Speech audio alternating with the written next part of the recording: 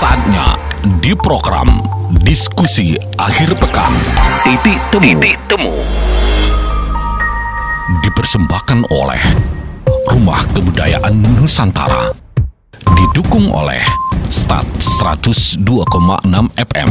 Selalu ada inspirasi.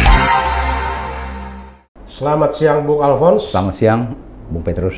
Pada kasus kali ini kita akan mendiskusikan tentang persoalan yang akhir-akhir ini secara susul-menyusul menimpa institusi Polri. Publik Indonesia dari sejak Juli sampai dengan Oktober per hari ini, mata mereka menyoroti apa yang terjadi dengan institusi Polri kita. Bahkan satu peristiwa langka kemarin terjadi di mana Presiden secara mendadak memanggil pimpinan Polri di seluruh Indonesia. Jumlahnya sekitar 500 pimpinan Polri, mulai dari Kapolri sampai dengan Kapolres seluruh Indonesia dikumpulkan di istana dan diberikan pengarahan. Kira-kira apa sesungguhnya yang terjadi sehingga Presiden harus mengambil langkah secara drastis dan memimpin langsung pengarahan itu? Jadi menurut saya dengan perkembangan yang terjadi akhir-akhir ini, di mana aparat penegak hukum yang langsung berhubungan dengan administratif atau kepolisian diterpa bermacam-macam masalah yang mana menyangkut para pimpinan-pimpinan, antara lain seperti mulai dari Sambo, mulai dari kejadian di Malang, kemudian sampai dengan yang terakhir kemarin itu ada yang akan menjadi seorang Kapolda Jawa Timur tersangkut di dalam dugaan permasalahan jual beli narkoba. Nah, terhadap kondisi-kondisi yang begitu marak tersebar di media sosial, sedangkan dalam negara hukum yang seperti saat ini, Presiden sangat berharap bahwa penegakan hukum itu dilaksanakan secara taat asas, secara konsisten oleh para penegak hukum yang memang berkualitas dan berintegritas. Nah, bisa dibayangkan bagaimana kondisi yang sangat memprihatinkan tersebut menimpa para penegak hukum, petinggi-petingginya. Kalau para petinggi ini pada tingkat Mabes dan tingkat Polda serupa itu, tidak tertutup kemungkinan bahwa hal-hal tersebut juga sampai menyebar ke bawah di tingkat Polres apabila ini tidak segera diantisipasi. Untuk mengantisipasi hal tersebutlah menurut saya Bapak Presiden sebagai kepala pemerintahan dan kepala negara merasa beliau perlu untuk menegaskan kembali garis komando ini. Bagaimana sebaiknya proses-proses penegakan hukum itu dikerjakan secara taat asas dan berintegritas oleh pejabat-pejabat penegak hukum yang memang betul-betul profesional dan memiliki moral yang teruji. Demikian. Ya, tapi apakah sudah sedemikian parahnya sehingga Presiden mengambil alih? Kenapa tidak diperintahkan kepada Kapolri untuk melakukan pembenahan secara internal? Tetapi ini justru Presiden mengambil alih dan dikumpulkan di istana, kemudian hasil arahan itu disiarkan kepada masyarakat. Ya, menurut saya ini merupakan sebuah akumulasi daripada berbagai keadaan. Kalau kita lihat pada saat awal media sosial mulai begitu marak pemberitaan pada saat Verdi Sambo, itu kalau tidak keliru 4 kali Presiden memberikan penekanan bagaimana persoalan seorang Sambo ini harus cepat dituntaskan, sampai 4 kali. Setelah itu masih ada persoalan-persoalan sampai sekarang ini terjadi. Dengan demikian memang menurut hemat saya, Presiden sebagai yang mengeplai organisasi birokrasi ini merasa perlu dia tegaskan kembali untuk memperoleh feedback sejauh mana para pelaksana di bawah dia yang menjadi panglima di dalam penegakan hukum, misalnya pendekar-pendekar ini, sejauh mana mereka mengerti dan taat mengerjakan perintah Presiden. Jangan sampai Presiden omong tetapi ada alasan-alasan yang permisif atau menunda perintah-perintah ini. Jangan sampai seperti apa yang diindikasikan oleh apa yang dikatakan oleh Presiden Kennedy almarhum dari Amerika. Kalau bisa berbuat ini hari, kenapa tidak kerjakan hari ini? Kenapa harus tunda besok? Nah, Presiden Jokowi mungkin saja mau hari ini kerjakan apa yang saya perintahkan dan saya mau tahu bagaimana perkembangan minggu ke depan. Sedangkan minggu depan tidak ada jaminan juga bahwa kejadian serupa ini akan masih berulang. Karena ini merupakan bisul dari gunung berapi yang kalau ada rentetan ring of fire misalnya, ini gunung berapinya keliling, banyak lava yang sedang mendidih yang kapan-kapan saja bisa meledak di lingkungan penegakan hukum ini. Demikian. Ya, jadi seperti Bung katakan tadi, kalau mesti dilakukan sekarang, kenapa ditunda? Ditunda. Ya. Nah, kalau kita lihat dari rentetan peristiwa yang muncul sekarang, ya, baik menyangkut kasus judi, kemudian narkoba, dan kasus-kasus lainnya, sebetulnya ini kan persoalan lama yang sudah menahun.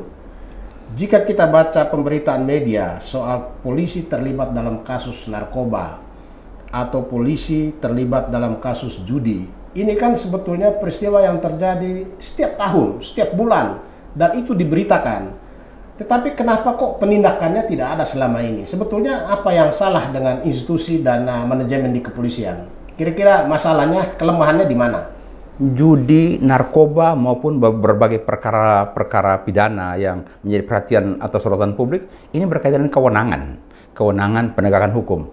Nah, masalah judi, narkoba, dan hal-hal perkara-perkara yang besar jadi perhatian ini, kenapa sampai begini? Karena ada kecenderungan bahwa penyalahgunaan wewenang itu nikmat dan mendatangkan kenyamanan ataupun privilege, ataupun ya mungkin itu menjadi hal yang jadi santapan harian, karena dengan kewenangan yang ada itulah antara kita bisa lihat bagaimana ada indikasi bahwa polisi akhir-akhir ini seperti arahan Presiden kemarin dengan gaya hedon, gaya bermewah-mewah dan sebagainya. Seperti contoh ada tampak seorang direktur reserse kriminal umum dengan kemeja, dengan jam tangan, dengan sepatu bermerek ini itu dan sebagainya. Dari mana sebenarnya hal-hal ini bisa tumbuh dan berkembang menjadi semacam budaya hedon ini? Ini karena narkotika tadi, kalau ada penyalahgunaan wewenang, maka ada kenikmatan di sana. Kalau judi, itu ada, taruhlah, beri-memberi, setor-menyetor, angpau memberi angpau, dan sebagainya. Dan hal-hal inilah yang membuat persoalan tidak kunjung berhenti, karena selama mentalitas para penyelenggara negara atau penegak hukum ini masih seperti itu, maka kita akan sangat sulit berharap mereka akan berubah menjadi orang-orang yang suci hama ataupun mau baik. Mungkin kita perlu ingat apa yang dikemukakan oleh seorang Ahok dulunya. Kalau semua penyelenggara negara terus penegak hukum mau omong saja dari mana kekayaan mereka diperoleh secara jujur dan terus terang, biar anaknya lihat, keluarganya tahu, mungkin mereka akan malu bahwa apa yang mereka gunakan sehari-hari, belanja sehari-hari, kemewahan dengan motor gede, dengan pakaian mewah, dan dengan gaya-gaya hedon itu secara matematis, secara accounting, tidak bisa antara penerimaan secara sah oleh negara dengan pengeluaran yang terjadi sehari-hari. Bisa sangat besar pengeluarannya, tapi kalau dicatat pendapatan dari mana? Kan gaji dengan tunjangan kinerja taruhlah 30 jutaan. Sehari cuma 1 juta bisa dia konsumsi. Tapi ini gaya ini kan satu hari bisa berpuluh-puluh juta, bahkan bisa lebih. Ya karena kewenangan-kewenangan yang salah gunakan itu. Ya. Gitu. Nah, kemarin Presiden Jokowi sendiri sempat menyinggung soal gaya hidup mewah atau hedon. Nah, tetapi saya melihat dari pesan Presiden itu tidak terlalu memberikan suatu penegasan bahwa gaya hidup mewah itu sebetulnya mencerminkan bahwa banyak pejabat kita mendapatkan penghasilan lain di luar gaji yang sah, atau dikatakan sebagai pendapatan lain yang tidak sah di luar gaji mereka, yang membuat mereka hidup bermewah-mewah. Tetapi Presiden tidak menegaskan bahwa hal itu merupakan suatu perbuatan korupsi yang kaitannya dengan LHKPN yang selama ini tidur. Nah, bagaimana Bung Alfons melihat bagaimana kalau misalnya LHKPN ini digalakkan sebagaimana peran KPKPN sebelum lahirnya KPK, di mana seorang pejabat atau katakanlah seorang Kapolda atau seorang pejabat setingkat Kapolda sebelum dipercaya oleh pemerintah menempati satu jabatan yang strategis, dia harus mendeklarasikan terlebih dahulu kekayaannya, bahkan diumumkan ke publik, dilaporkan ke KPK, baru dia bisa dilantik. Tetapi selama ini hal itu tidak pernah terjadi. Ini salahnya di mana sebetulnya? Ya, jadi instrumen LHKPN ini ada. Tapi instrumen pendataan itu hanya sekedar data yang mati dan tidak punya arti apa-apa. Karena seharusnya data ini harusnya menjadi input sebuah proses untuk menguji sejauh mana LHKPN ini diperoleh secara sah dan dapat dibenarkan secara hukum. Nah, apabila pada saat LHKPN itu di-submit atau diserahkan dan nanti pertanggungjawab harus ditanya dari mana datangnya dan sebagainya. Apabila ada yang kurang jelas, ada tindak lanjut. Kalau seperti sekarang bisa terjadi karena kekuatan politik tertentu, nggak perlu dipersoalkan lah. Biarkan saja data jadi data yang terdata, tetapi apabila ada kejadian baru diangkat. Jadi menurut saya kemampuan memanfaatkan informasi dan data itu adalah kemampuan manajerial dari setiap penyelenggara negara yang punya fungsi pengawasan untuk melakukan itu tanpa diperintah. Jadi misalnya saja seorang Kapolres, seorang Kapolda, seorang Direktur Reserse dan sebagainya, itu ada atasan keirwasan dan sebagainya kan di sana. Nah, ini kok kalau gajinya dengan tunjangan kinerja jenderal ya, dia 20 sekian juta per bulan, pengeluaran bulan untuk anak dan sebagainya 20 juta, jadi tinggal dia punya saldo 1 bulan 4 juta taruhlah. Sekian tahun kali 4 juta, jadi ya cuma puluhan juta atau bahkan ratusan juta. Ini sekarang kan kita lihat waktu menjabat sekian miliar, tidak tahu dari mana datangnya dan tidak perlu ada pertanyaan. Nanti waktu menjabat setahun 2 tahun naik 2 kali kelipatan, 3 kali kelipatan. Nah, tetapi kelipatan-kelipatan tersebut tidak pernah dipertanyakan dari mana datangnya atau tidak pernah dipersoalkan untuk tindak lanjut. Karena memang kalau kita lihat apabila kita menganut rezim undang-undang pencucian uang, kan mesti ada predikat crime.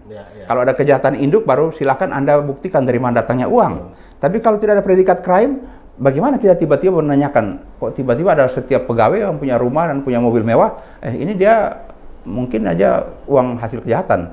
Dari mana datangnya itu? Karena tidak ada predikat crime. Nah, sedangkan instrumen LHKPN ini tidak dioptimalkan pemanfaatan. Mestinya ini menjadi instrumen negara. Secara limitatif ditetapkan, ini LHKPN harus begitu mau menjabat sekian hari, sekian bulan. Kita pernah mendengar bagaimana seorang Ferdi Sambo setelah jadi Kadif Propam dari Direktur Kriminal Umum Mabes Polri tidak melaporkan LHKPN-nya kepada KPK.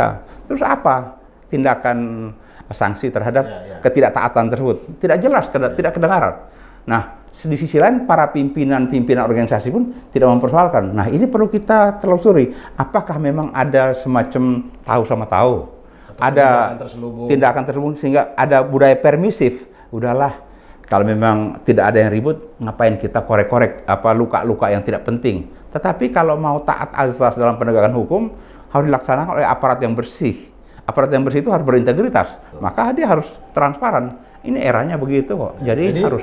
Jadi sebetulnya LHKPN ini merupakan instrumen yang paling baik untuk memudahkan pemerintah atau setiap institusi, katakanlah Polri, mencari tahu kira-kira pejabat yang ada di dalam tubuh Polri itu bersih dan bebas dari KKN atau tidak. Seperti tadi Bung Alfons katakan, tidak perlu ada predikat crime. Tetapi dengan LHKPN menurut perintah undang-undang, itu sebetulnya di internal Polri pun bisa menyelidiki anggotanya berdasarkan LHKPN. Karena LHKPN itu menurut saya, selain harus dikirim ke KPK untuk dilakukan penyelidikan, mestinya di internal Polri pun LHKPN melakukan Polri melakukan verifikasi, penelusuran untuk entah itu dilakukan oleh Propam atau Irwasum atau Kompolnas, supaya memudahkan kerja KPK di samping mengisi kelemahan kebijakan KPK yang selama ini LHKPN tidak pernah disentuh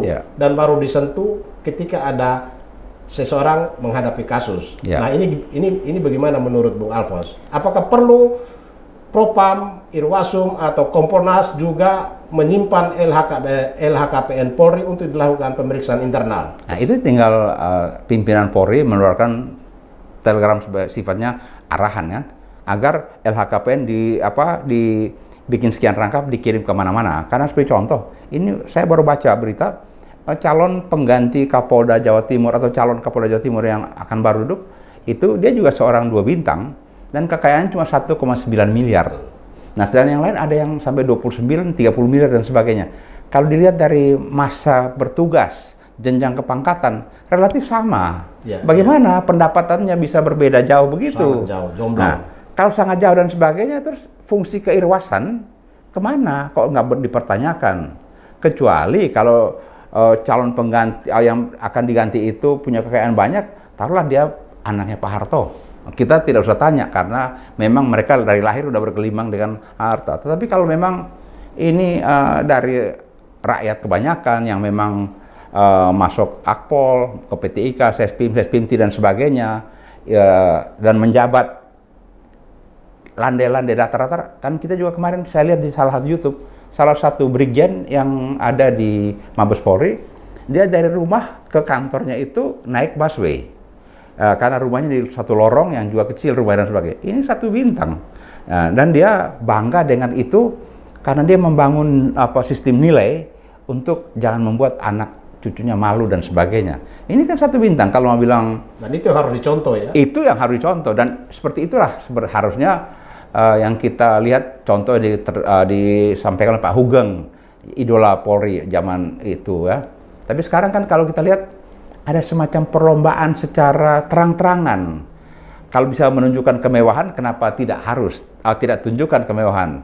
Bisa dilihat dengan tampilan dengan jam, misalnya jam tertentu yang miliaran, atau mungkin baju tertentu yang puluhan juta dan sebagainya. Dan ini tidak satu orang pun yang menegur atau merasa risih. Bahkan mereka berlomba-lomba gaya ngewain, nyerutu. Kalau kita pikir 1 batang cerutu itu juga sudah mahal. Mungkin bisa beli nasi 2 piring, 3 piring buat anak-anaknya. Tapi itu sekedar additional ya. Nah, gaya-gaya seperti ini yang mencerminkan kemewahan ini yang akibatnya membuat penyalahgunaan wewenang, menyalahgunakan, melanggar ketentuan dan sebagainya yang bisa dapat. Itulah tadi kenapa narkoba kok masih beredar sampai hari ini, perjudian kok marak. Apa polisinya yang jadi Kapolres, Kapolda tidak tahu ada bandar judi sana, atau memang itu dipelihara bandar narkoba, atau itu memang temannya. Nah, ini perlu keirwasan Intel itu melakukan pelacakan untuk mempetakan kayak apa kira-kira sebenarnya, begitu kira-kira. Fenomena gaya hidup mewah di kalangan pejabat publik, terutama pejabat Polri, dapat kita lihat dari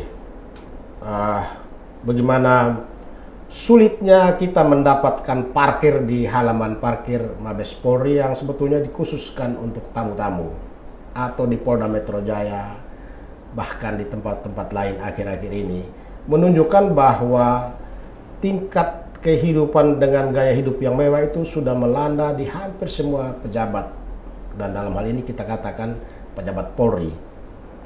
Sebetulnya kesadaran untuk setiap penyelenggara negara untuk bebas dari KKN, ya, korupsi, kolusi dan nepotisme itu, apakah sudah begitu rendah sehingga mereka tidak peduli lagi hidup sesuai dengan pendapatan resmi yang diberikan oleh negara atau pendapatan sah lainnya yang diusahakan sendiri oleh penyelenggara negara yang bersangkutan.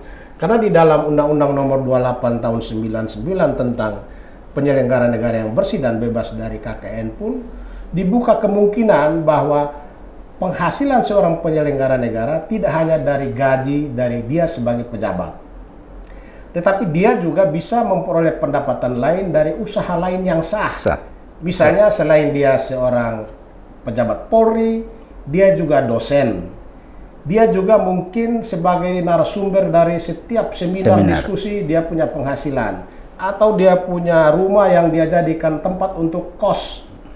Ya. Itu kan penghasilan lain yang sah secara hukum. Dan dibolehkan. Nah, tetapi jika kita bandingkan dengan kekayaan yang begitu mewah, hampir setiap pejabat di sana, kira-kira bagaimana sih sikap pimpinan Polri selama ini kok didiamkan? Dan sekarang baru ada kesadaran, mulai Presiden sendiri harus mengambil sikap, memberikan teguran langsung di hadapan mulai dari Kapolri sampai Kapolres. Toh tidak mungkin juga Presiden terus-terusan melakukan itu. Ya. Jadi anjuran untuk tidak melakukan KKN yang berbuntut kepada kemewahan yang bisa dikontrol itu sudah merupakan fenomena yang dari dulu undang-undang KKN itu diterbitkan. Tetapi sebagaimana kita tahu bahwa bangsa kita ini adalah bangsa yang gampang lupa ya. Begitu waktu undang-undang itu diundangkan, begitu semangatnya setiap instansi ya buka kotak pos pengaduan misalnya dan sebagainya. Tapi lama-lama semua itu akan meredup seiring dengan berjalannya waktu. Nah, terhadap meredupnya kondisi itu, di sisi lain para pimpinan daripada bermacam-macam organisasi ini pun kehilangan kepekaan, dan dia merasa ada salah satu sikap yang kalau kita lihat Muhtar Lubis omong, dia nggak mau repot daripada tanya-tanya bawahannya, atau jangan sampai para pimpinan ini pun merupakan bahagian daripada sebuah budaya feodal setor menyetor ke atas. Jadi bagaimana dia bisa melakukan fungsi kontrol secara efektif kalau dia pikir ini bawahannya supporter dia, pendukung dia, selama untuk bisa menjadi seorang atasan dengan kenyamanan. Seperti contoh gampang kita lihat, kalau atasan ada yang main golf misalnya kan, itu kayak di lapangan kan sudah ada jajaran kurawa-kurawa yang menjadi penyelenggara ataupun saling cari muka, dia yang mau jadi sponsor dan sebagainya dan sebagainya. Nah, terhadap kondisi ini apabila seorang pimpinan terbuai dengan budaya serupa ini, maka dia akan lumpuh fungsi kontrolnya, pengawasannya untuk menegur atau mempertanyakan dari mana. Karena kalau pertanyaan itu kan berkaitan dengan tingkat intelektualitas dan kecerdasan seorang pimpinan. Kalau dia lihat ini anggota kok begini, dia suguh ataupun dia jamin saya begini-begini, dari mana ya dapatnya duit? Ada nggak pimpinan yang bertanya seperti itu? Tapi kalau pimpinan juga nyaman dengan sesajen atau kenyamanan serupa itu, nah inilah yang membesarkan budaya-budaya KKN itu, budaya penyimpangan. Nah, saya tertarik Bung katakan budaya setor ya. Pada waktu KPK dipimpin oleh Abraham Samad dan kawan-kawan, mereka pernah mengungkap bahwa budaya setor masih kuat di kalangan Polri. Ya, saya lalu ingat pada beberapa tahun yang lalu, kebetulan saya menangani sebuah kasus, seorang Kapolres di daerah pinggiran Indonesia Timur, ya, dia jabatan Kapolres, tetapi dia membeli tanah, ya, di daerah Pondok Gede dekat Lubang Buaya situ dengan nilai transaksi 4 miliar. Padahal Kapolres ini juga umurnya masih sekitar 30-an, ya belum sampai 40. Tetapi dia sudah mampu membeli tanah dengan harga 4 miliar, tanah yang sebetulnya saya sedang tangani. Nah, artinya dilihat dari kelas Kapolres ini ada di dengan gaji. Nah, itu sebetulnya tidak mungkin dia punya uang sebesar itu. Nah, apakah ini bisa kita jadikan semacam indikator bahwa budaya setor itu juga terjadi di seluruh tempat di mana mereka bertugas, tidak memandang tempat? Budaya setor ini tidak pandang tempat. Di tempat manapun di mana ada pejabat memiliki kewenangan itu dengan bisa merampas hak orang, ada upaya paksa dan sebagainya, di pelosok bumi manapun di Indonesia ini, maka orang-orang yang memerlukan ataupun yang terancam dengan haknya dirampas karena dia ketersangkaan dan sebagainya, akan berusaha untuk agar perkaranya diredam ataupun diampuni ataupun dimaafkan, ya dengan setor menyetor ini. Jadi tidak tertutup kemungkinan karena di Jakarta mungkin karena kompleksitas ataupun tingkat pendapat masyarakat tinggi, maka ada store dan sebagainya. Sedangkan di daerah yang kecil tidak juga. Di daerah kecil pun selama ada kewenangan daripada pejabat tersebut, kewenangan tersebut bisa disalahgunakan, penyalahgunaan tersebut berdampak dia menerima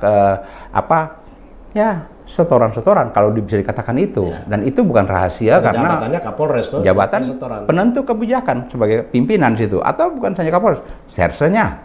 Makanya pernah ada salah satu kriminolog Indonesia juga pernah di Komponas ataupun di Komisi HAM, yang dia pernah ngomong bahwa ya ini pimpinan Polri ini punya gocek dompet atau tempat pundi-pundi itu ada di para pimpinan reserse dan sebagainya. Terus tiba-tiba dia dikomplain oleh banyak sekali petinggi Polri dan sebagainya. Pada saat itu waktu omong saya bilang ya sebenarnya nggak usah komplain kalau memang seseorang ini omong itu, silahkan aja kita proses dia ada 310, 311, belum ada undang-undang ITE gitu kan. Tapi dia memfitnah, mencemarkan nama baik.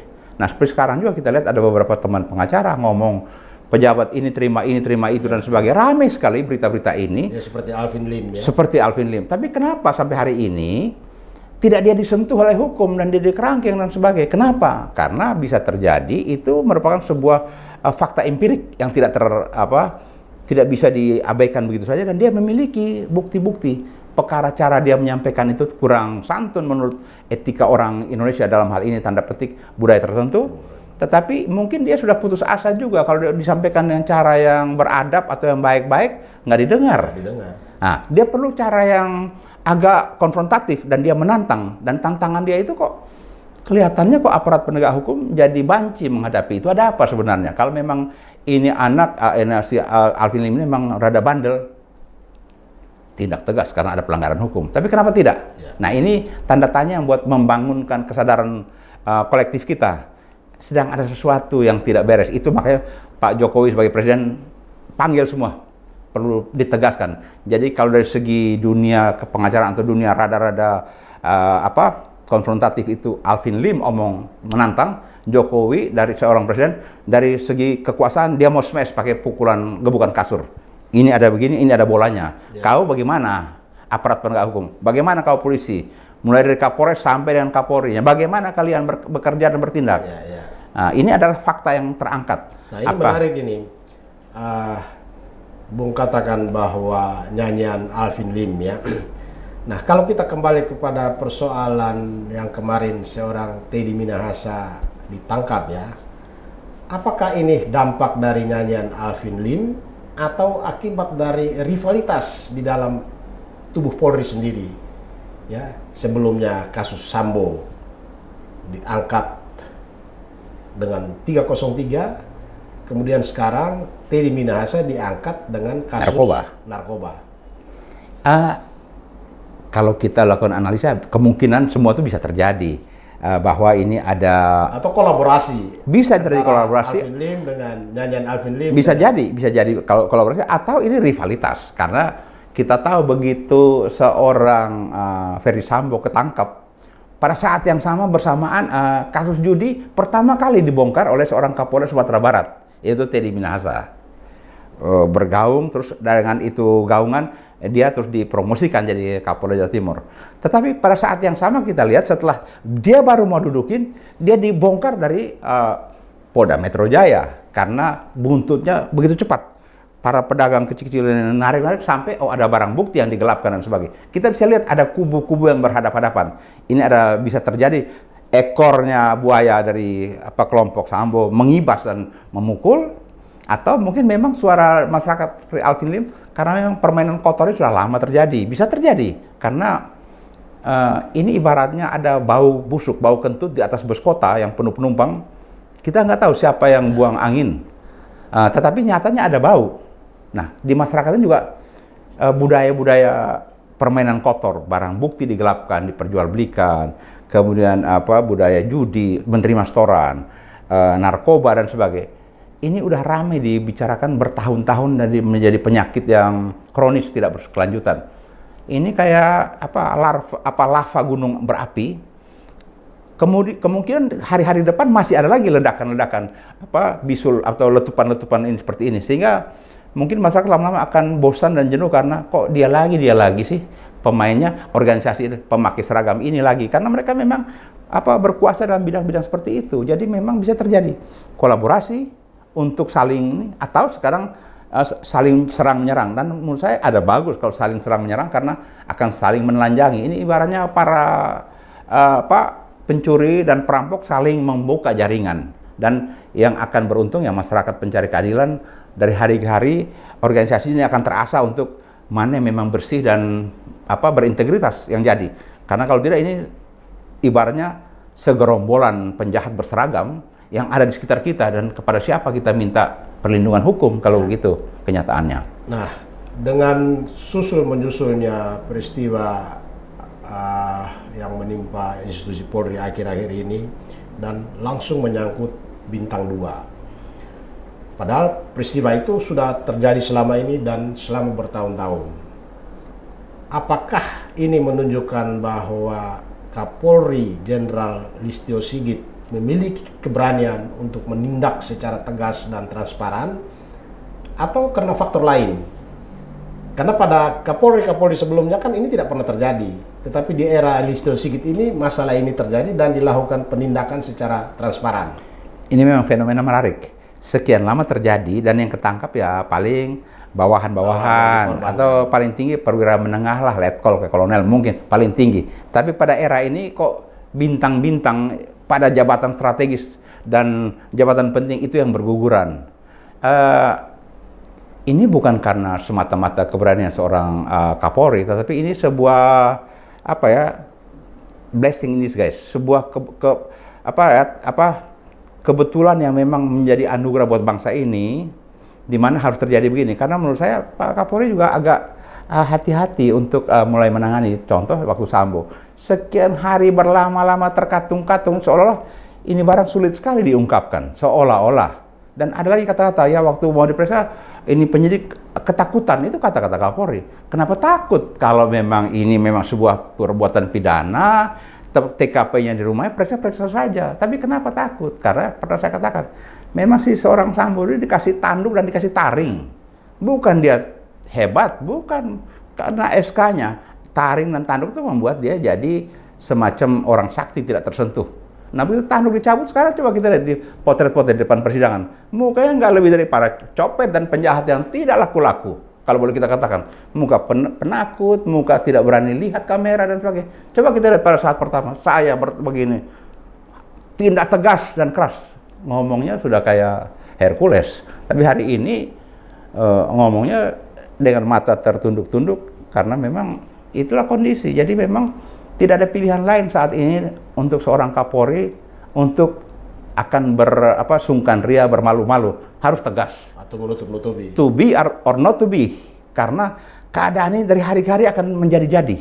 Dan ini beliau ibaratnya dikelilingi oleh kelompok serigala. Dan ini sebuah serigala punya taring dan punya kemampuan mencakar. Jadi dia pilih, dia mau dicakar, dia mau dijatuhkan, atau dia bertindak tegas. Karena dia punya pimpinan, yaitu presiden yang tidak suka lihat ini semua. Dia tidak punya pilihan, begitu. Baik, kita akhiri diskusi kita dalam bedah kasus siang ini. Terima kasih. Terima kasih, selamat siang.